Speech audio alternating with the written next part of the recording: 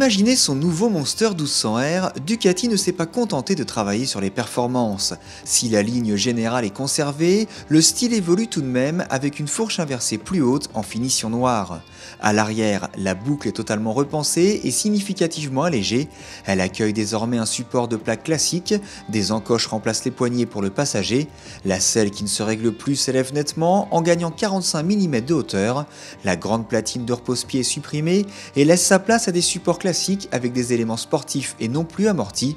Résultat, le talon de la botte droite n'est plus gêné comme il était auparavant. D'autres changements sont à noter, à l'image du R appliqué sur les protections de radiateur, du moteur en finition noire, de l'amortisseur de direction réglable et du diamètre du collecteur d'échappement augmenté de quelques millimètres. Le silencieux justement est toujours double et superposé, mais son design est propre à ce modèle. Côté moteur, Ducati a procédé à quelques modifications pour atteindre 160 chevaux. Le collecteur d'échappement est donc élargi de 8 mm, la compression est augmentée de 0,5 et les papillons sont désormais elliptiques.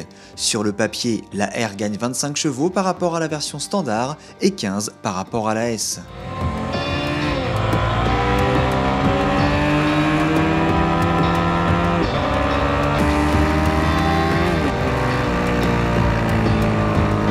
À l'épreuve du circuit d'Ascari, la nouvelle R affiche d'emblée ses différences face au reste de la famille.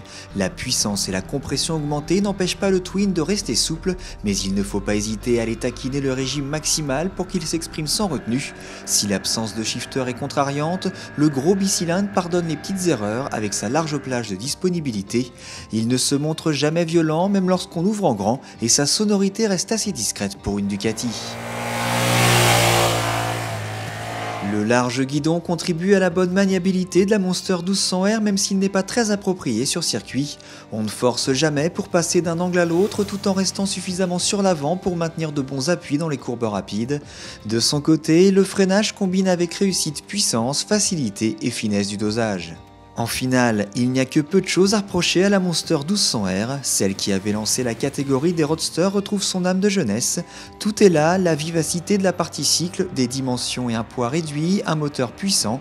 On regrette principalement deux choses, le tableau de bord qui est illisible en plein soleil et le tarif élevé de cette moto. Peut-être qu'en ajoutant quelques éléments piochés sur la Panigale 1199, tels que l'ABS en courbe ou le shifter, cela aurait été plus compréhensible.